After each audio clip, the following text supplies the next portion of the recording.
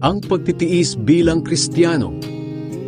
Mga minamahal, huwag kayong magtaka sa mabibigat na pagsubok na nararanasan ninyo. Kapag sinusubok ang inyong pananampalataya, huwag ninyong isipin kung ano na ang mangyayari sa inyo. Sa halip, magalak kayo dahil nakikibahagi kayo sa mga hirap ni Kristo.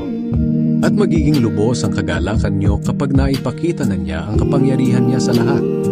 Kaya kung iniinsulto kayo dahil mga tagasunod kayo ni Kristo, mapalad kayo. Dahil nasa inyo ang makapangyarihang Espiritu, ang Espiritu ng Diyos.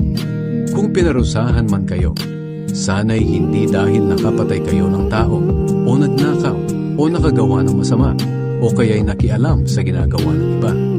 Ngunit kung pinarusahan kayo dahil Kristiyano kayo, huwag kayong mahiya. Sa halip ay magpasalamat kayo sa Diyos dahil tinatawag kayo sa pangalang ito. Dumating na ang panahong magsisimula na ang Diyos sa paghatol sa mga anak niya. At kung ito'y magsisimula sa atin na mga anak niya, ano kaya ang sasapitin ng mga hindi sumusunod sa magandang balita ng Diyos? Tulad ng sinasabi sa kasulatan, kung ang mga matuwid ay halos hindi maligtas, ano pa kaya ang mangyayari sa mga makasalanan at hindi kumikilala sa Diyos? Kaya kayong nagtitiis ngayon dahil ito ang kalooban ng Diyos para sa inyo, ay magpatuloy sa paggawa ng mabuti. Ipagkatiwala ninyo ang sarili niyo sa Diyos na lumikha sa inyo dahil hindi niya kayo pababayaan.